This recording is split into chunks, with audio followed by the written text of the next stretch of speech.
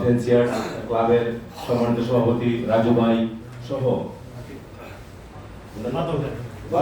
বাদল ভাই সহ আজকে যারা এখানে উপস্থিত আছেন এবং মৌলভীবাজার রেসিং পিজন ক্লাবের প্রত্যেক সদস্য সহ সবাইকে জানাই আজকের এই একটা ইভেন্ট উপহার দেওয়ার জন্য, আজকের এই একটা সুন্দর পরিবেশ আনয়ন করার জন্য সবাইকে ধন্যবাদ জানাই আমার ব্যক্তিগত তরফ থেকে এবং সবাইকে আমার সালাম জানাই। আসসালামু আলাইকুম। আসলে দেখেন, আমি হবিগঞ্জে রেসিং পিজন পোষা শুরু করেছিলাম, এটা বলতে পারেন যে একটা নেশা হয়ে গেছে, যদিও কথাটা খুবই খারাপ লাগে, একটা নেশা হয়ে গেছে এই কবুতর পোষা। বারবার কয়েকবার করে চেষ্টা করেছি কবুতর পোষা বাদ দিয়ে দিব, কিন্তু আমার পক্ষে সম্ভব হচ্ছে না। এটা বলতে গেলে এক প্রকার নেশা, তবে এটা মেনে নেওয়া যায় এটা একটা ভালো নেশা। যত নেশা আছে সমাজে স্বীকৃত সবগুলা বাজে নেশা, এবং কবুতরের যে একটা নেশা এটা সমাজ স্বীকৃত একটা ভালো নেশা। এই নেশা আপনাকে অনেক কুনেশা থেকে দূরে রাখবে, ঠিক অনেক কুনেশা থেকে দূরে রাখবে আপনাকে।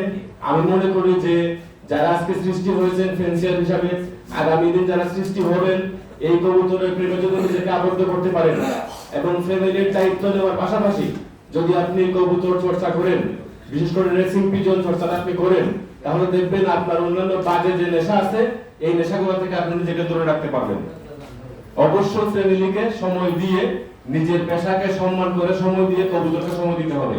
আর যদি দেখা যায় এখানে যে কবুতরকে সময় দিতে গিয়ে ফ্যামিলির কোনো খবর নাই, সঠিক টাইম মেইনটেইন করতে পারেন না, তাহলে কিন্তু কবুতর আপনার জীবনে সর্বনাশ হয়ে যাবে। আমি আশা করব যে কবুতর যেন আমাদের জীবনে আশীর্বাদ হয়, সর্বনাশ না হয়। এই জিনিসটা আমি নতুন ফেন্সিয়ারদেরকে বলতে চাই। বেশি লম্বা বক্তব্য দেব না। আমাদের সম্মানিত ঢাকা থেকে যারা এসেছেন পুরাতন ফেন্সিয়ারগণ, তারা অবশ্যই আমাদেরকে দিকনির্দেশনামূলক বক্তব্য দিবেন, আমরা শুনবো, তাদের কাছ থেকে শিখবো। তারপরেও বলতে চাই শুধু দুটি কথা, যেহেতু মোটামুটি দীর্ঘদিন একটা কবুতরের চর্চায় আছি, বুঝতে পারতেছি এবং এই জগতের ভিতর দিয়ে অনেকটা ভিতরে ঢুকে গেছি, এখন না পারতেছি বের হতে আর না পারতেছি ভিতরে ভালো করে ঢুকতে।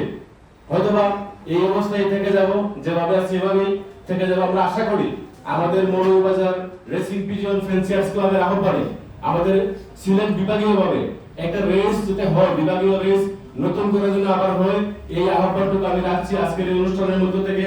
যদি এখানে আমরা সুন্দর একটা খেলার আয়োজন করতে পারি, আশা করি যে আমি অন্তত 50 থেকে 80 পিস কবুতর নিয়ে আপনাদের সাথে খেলতে প্রস্তুত।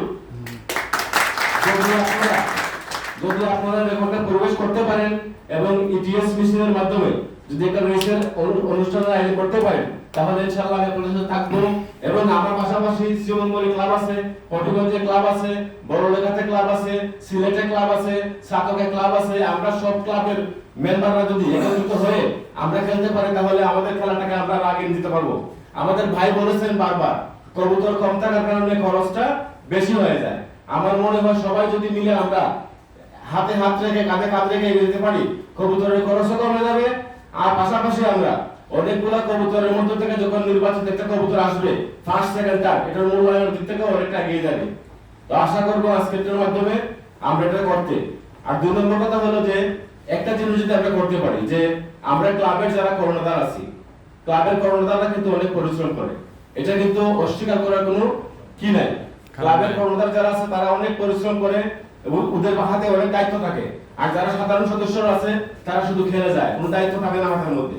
আমি বলবো সঠিক নিয়মে যদি একটি ক্লাব পরিচালিত হয়, ক্লাবের প্রেসিডেন্ট থেকে শুরু করে সাধারণ সদস্য পর্যন্ত খেলার যোগ্যতা যদি একটা রুলস আমরা মানতে হয় আর একটা রুলস মেনে যদি আমরা খেলায় অংশগ্রহণ করি, তাহলে প্রতিদ্বন্দ্বিতা থাকবে, আমরা প্রতিহিংসা আসবে না।